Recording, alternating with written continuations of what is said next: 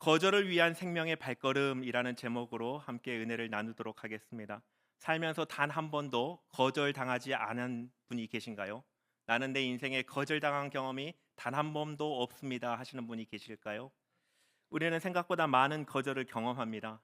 회사나 학교에서도 불합격 통지를 받기도 하고요. 사람에게도 거절을 당하기도 합니다. 심지어 우리는 음식점에서도 거절을 당하지 않습니까? 먹고 싶은 것을 주문했는데 재료가 소진돼서 요리해 드릴 수 없습니다 하고 거절을 당할 때면 아쉽기도 합니다.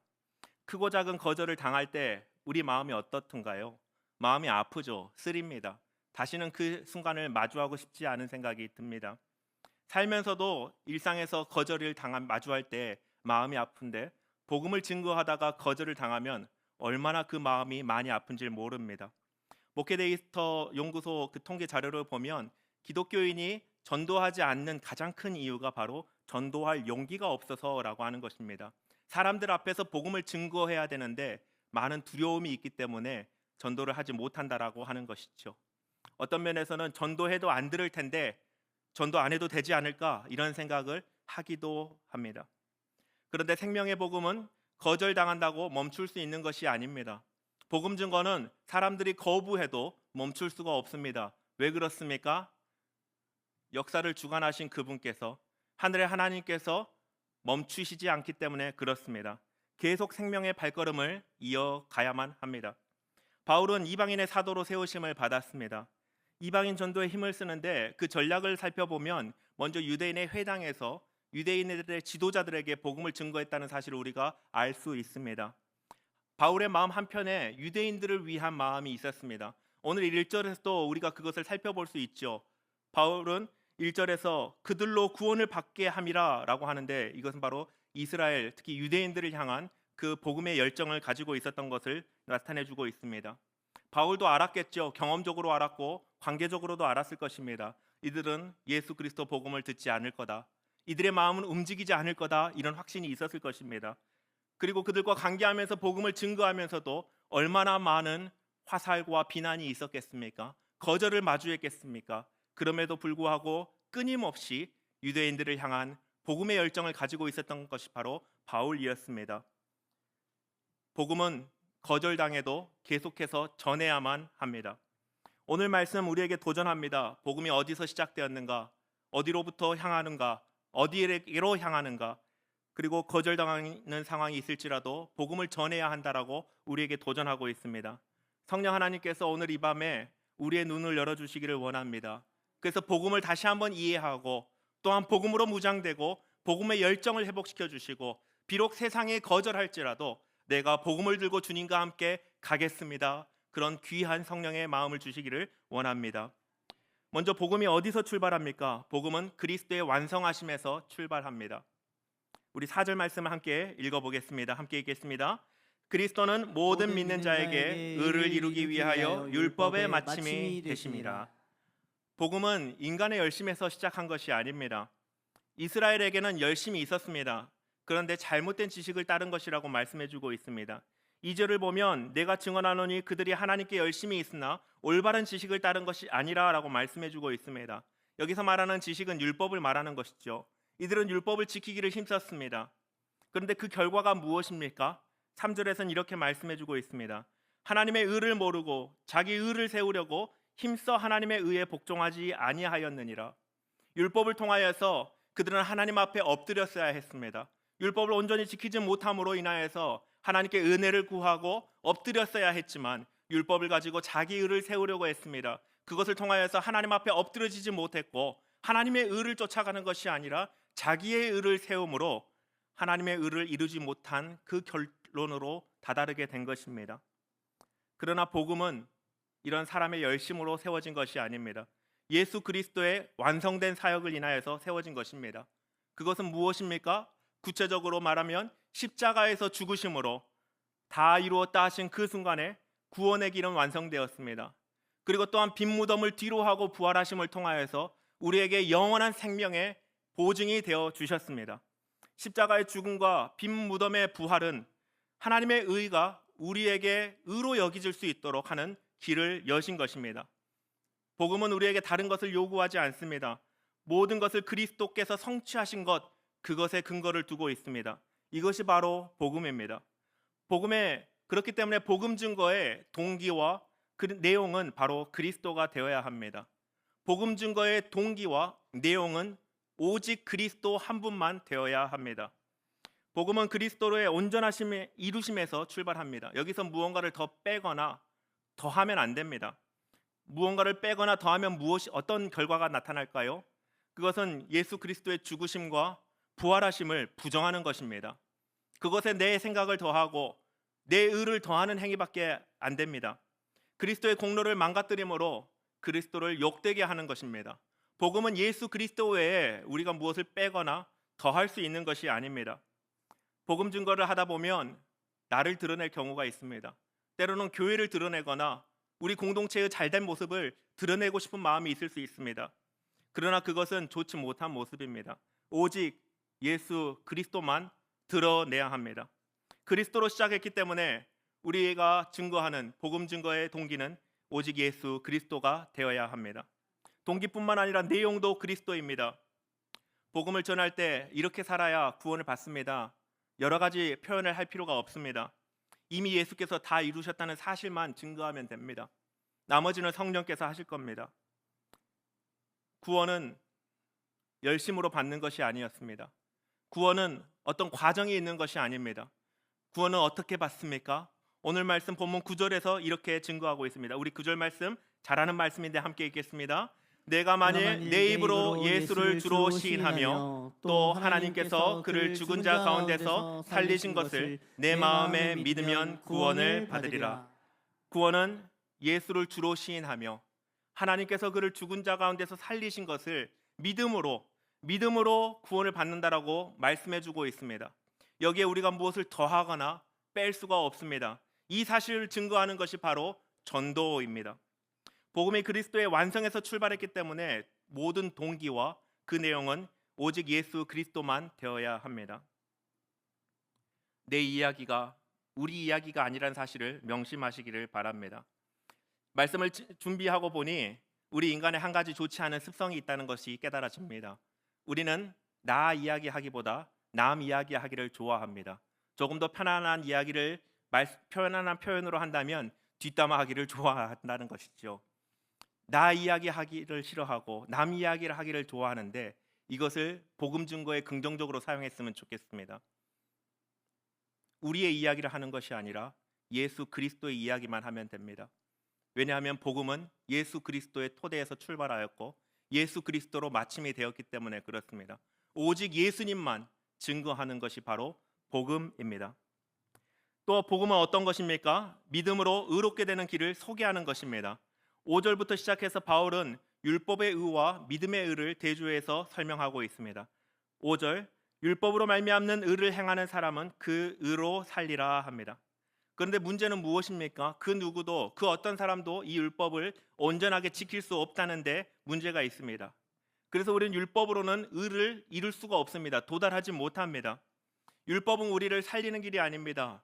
율법을 우리에게 주신 이유는 죄를 드러내므로 우리의 연약함을 보게 하시고 하늘의 하나님을 바라보게 하시는 목적을 가지고 있습니다.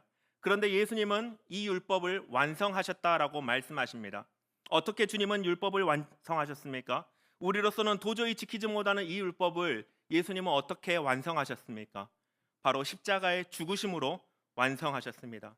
그가 율법을 지키기 위해 십자가에 죽으셔야 될 이유는 없습니다.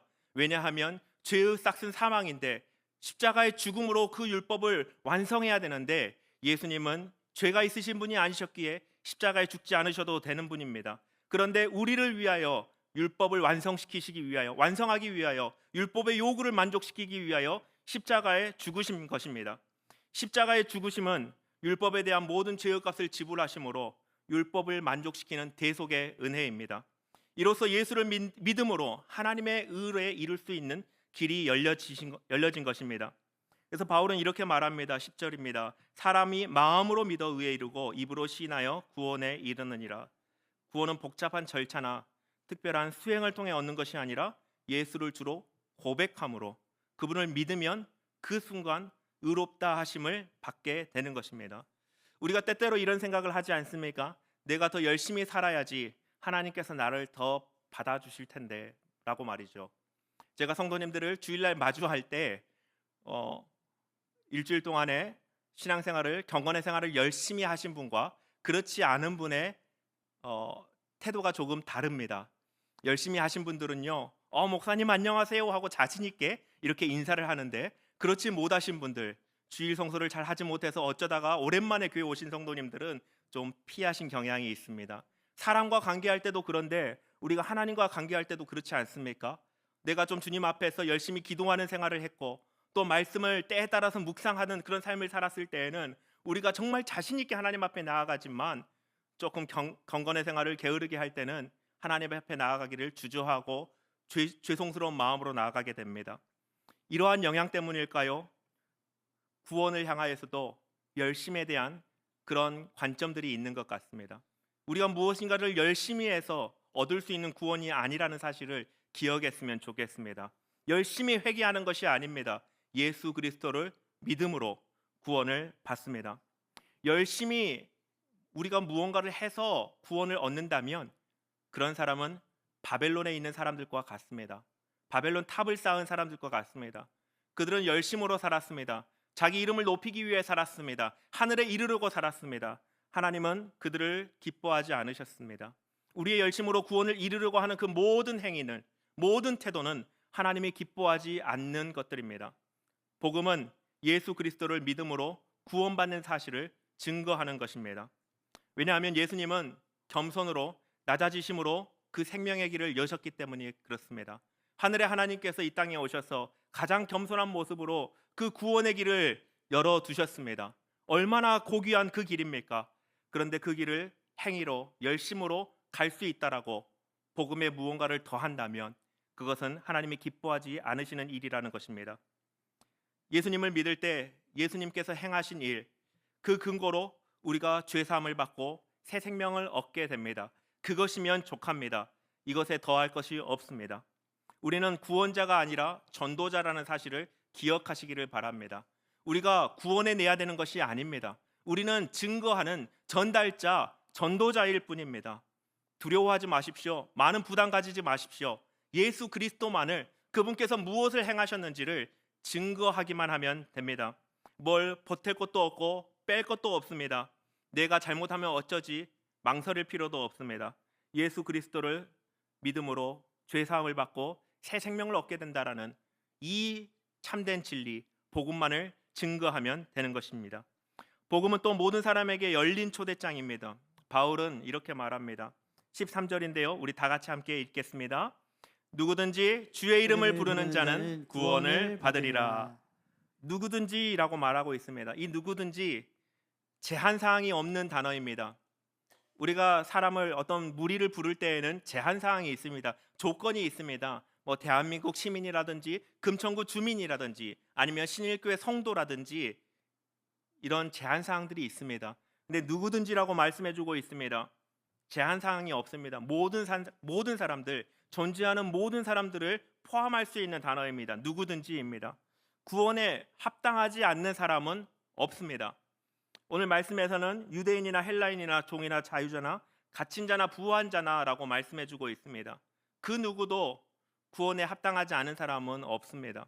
범죄자나 동성애자들에게도 하나님께서 허락하시면 그들에게도 구원이 있다는 사실을 잊지 마시기를 바랍니다. 누가복음 14장에 보면 예수님께서 종들을 시내와 거리 골목으로 보내며 사람을 잔치로 초대하는 장면이 나타납니다. 계속해서 주인은 사람들을 초대하기 위해 종들을 내보냅니다.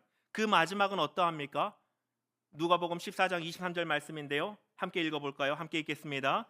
주인이 종에게 이르되 길과 산 울타리로 나가서 사람을 강권하여 데려다가 내 집을 채우라. 밖에 나가서 만나는 모든 사람을 강권해서, 이제 초대를 넘어서 강권해서 제발 우리 주인의 잔치에 와주시면 안 되겠습니까? 한 번만 와주십시오. 강권하여 데려오라라고 말씀하십니다. 이것이 바로 복음의 마음입니다. 주님의 마음이다라는 것이죠. 여러분, 내가 구원받을 자격이 있었습니까? 여러분은 어떻게 생각하십니까? 자격이 있어서 구원받으셨습니까? 하나님께서 은혜로 그 잔치에 초대해 주신 것에 응답하신 것 아닌가요? 합당한 사람 중에 한 분이었습니까? 아니면 마지막에 강건하여 잔치에 들어온 사람 중에 한 분이었습니까? 우리는 이런 거 생각하기를 좋아합니다. 나는 원래 그 자리에 합당한 사람이었어. 아니야, 나는 합당하지 않았지만 그 다음으로 초대된 무리였어. 나는 마지막에 강권함으로 마지막 열차를 탄 사람이었어. 우리는 이것을 질문하고 그룹을 나누기를 좋아하지만 중요한 사실은 하나님께서 그 주인은 그 잔치에 초대하여 함께 먹고 마시는 그 자리를 중요하게 보고 계신다라고 하는 것입니다. 어떻게든 잔치로 데려오기를 힘쓰시는 주인의 마음이 바로 우리 주님의 마음입니다. 주님은 복음을 열린 초대장으로 만들어 주셨습니다. 누구든지 오라고 하십니다.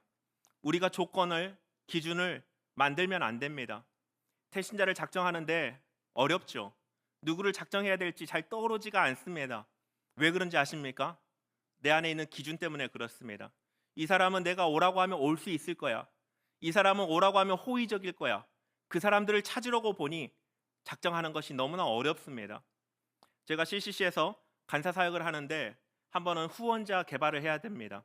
많은 후원자들의 이 후원으로 이제 사역을 감당하고 생활을 해야 되기 때문에 이게 후원을 위해서 지속적인 후원자 개발을 해야 됩니다.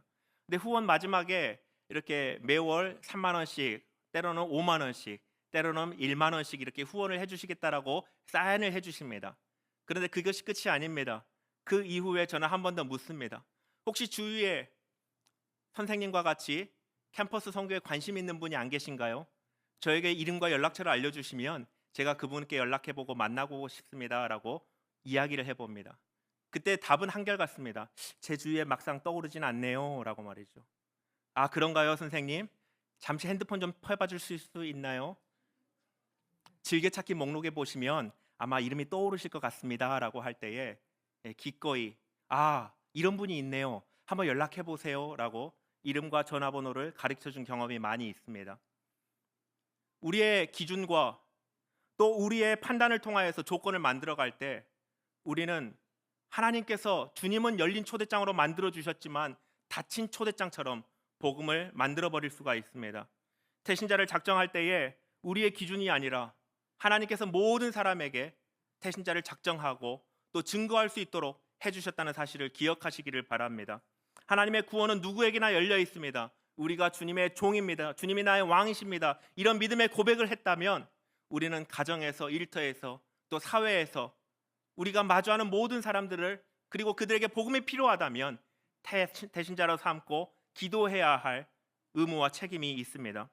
마지막으로 복음은 전해져야만 하는 소식입니다. 바울은 마지막 15절에 이렇게 말씀하고 있습니다. 보내심을 받지 아니하였으면 어찌 전파하리요? 기록된 바 아름답도다. 좋은 소식을 전하는 자들의 발이여 함과 같으니라. 복음은 누군가 전해야 들을 수 있습니다. 들어야 믿죠. 그렇게 믿어야 구원을 받습니다. 구원을 위해서는 믿음이 필요하고 이 믿음을 위해서는 들음이 필요합니다. 이 들음을 위해서 보냄이 필요한 것입니다.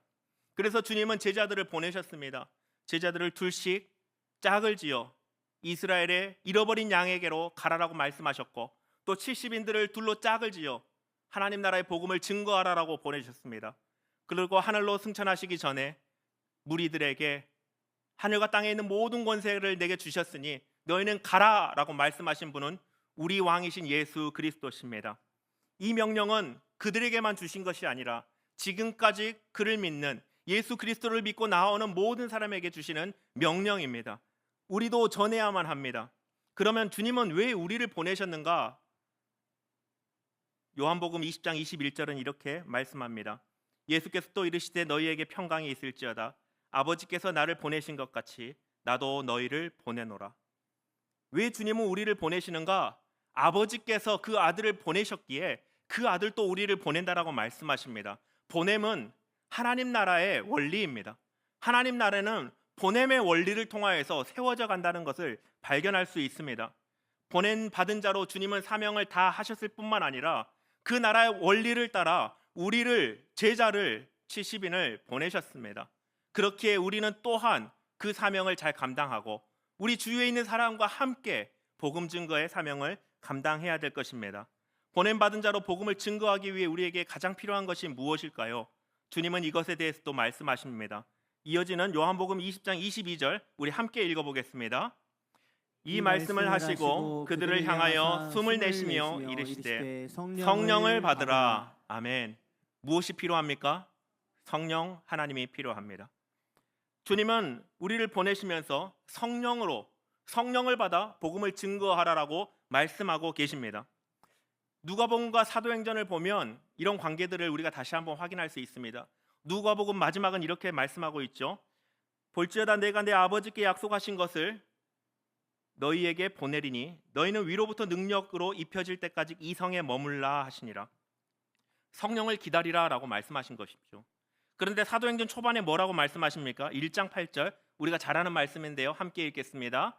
오직 성령이 너희에게 임하시면 너희가 권능을 받고 예루살렘과 온 유대와 사마리아와 땅끝까지 이르러 내 증인이 되리라.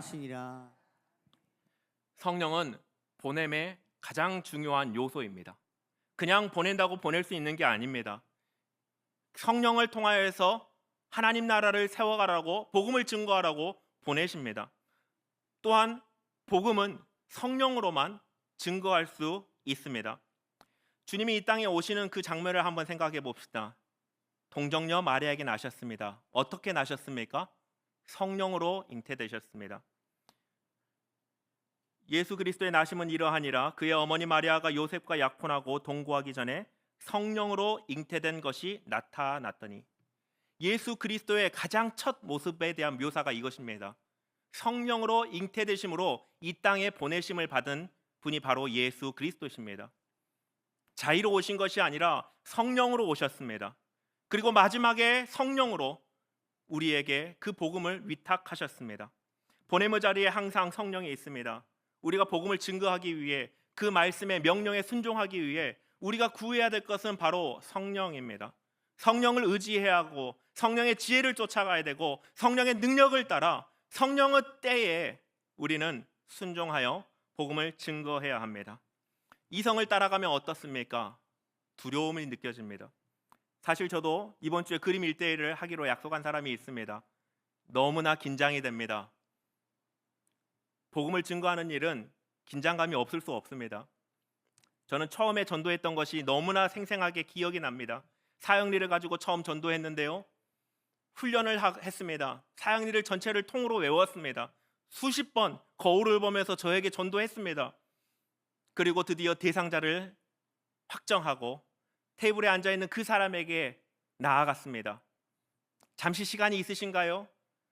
제가 세미나를 듣고 있는데 이 사형리라는 이 소책자를 가지고 제가 무엇을 설명해주는 숙제를 받았습니다. 잠깐 시간을 내주십시오 라고 해야 하지만 저는 그 사람을 마주하다가 뒷걸음쳐서 다시 돌아왔습니다.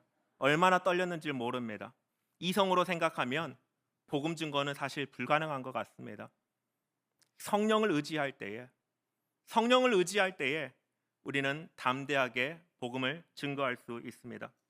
전도하다 보면 이런 사람들이 있죠. 정말 열심을 내는데 열매가 없는 사람이 있습니다. 힘이 빠지죠. 낙심이 되기도 합니다. 어쩔 때는 내가 정말 열심히 노력을 했는데 다른 사람이 열매를 맺습니다. 배가 아프기도 합니다. 때로는 거절당함으로 인하여서 낙심이 되기도 합니다. 그러나 이런 것들은 실패가 아닙니다. 결코 복음 증거에는 실패가 없습니다.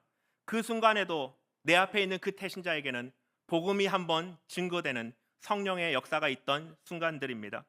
어떤 씨앗은 바로 싹이 트지만 어떤 씨앗은 시간이 많이 필요합니다. 그것은 성령 하나님께서 주장해 가실 것입니다. 15절에 나와 있는 이 아름답도다라고 하는 표현이 바로 그것입니다. 이 아름다움은 꽃과 같은 것을 보면서 아름답다라고 하는 그런 표현이 아닙니다. 완벽한 타이밍에 그때에 무언가가 잘 맞아 떨어질 때에 완벽해, 너무나 좋았어, 와 너무 아름다워 라고 하는 그런 표현입니다. 마치 제가 한 번은 친구를 집에 초대해서 식사를 했는데 디저트를 준비를 못했습니다. 밥을 잘 먹고 차를 마시려고 하는데 이 친구가 케이크를 사온 것이 보였습니다. 와우, 완벽해. 그럴 때 쓸 수 있는 말이 바로 이 아름답도다라는 표현입니다. 복음을 증거하는 그 발이 왜 아름답습니까? 성령을 의지해서 증거할 때에 결코 실패는 없습니다. 어떤 사람은 하나님이 뜸들이도록 사용하시고 어떤 사람은 추수하도록 사용하실 것입니다. 그렇기 때문에 복음에는 실패가 없습니다. 사랑하는 성도 여러분, 거절당할까 봐, 열매를 맺지 못할까 봐 두려워하지 마십시오. 때로는 거절당하더라도 하나님은 기뻐하십니다. 왜냐하면 그것을 통하여서 성령께서 다시 한번 복음이 흘러갈 수 있도록 역사하셨기 때문에 그렇습니다. 담대하게 복음의 부르심에 순종하시기를 바랍니다. 예수 그리스도로 시작된 복음, 예수 그리스도만을 증거하고 복음이 필요한 사람이 있다면 내가 태신자로 삼고 기도함으로 성령께서 역사해 주시기를 간절히 사모하며 또 성령이 들려주시는 그 세미한 음성에 따라서 한 영혼을 구원하기에 힘쓰는 여러분 되시기를 바랍니다. 마지막으로 우리가 기억할 것이 있습니다.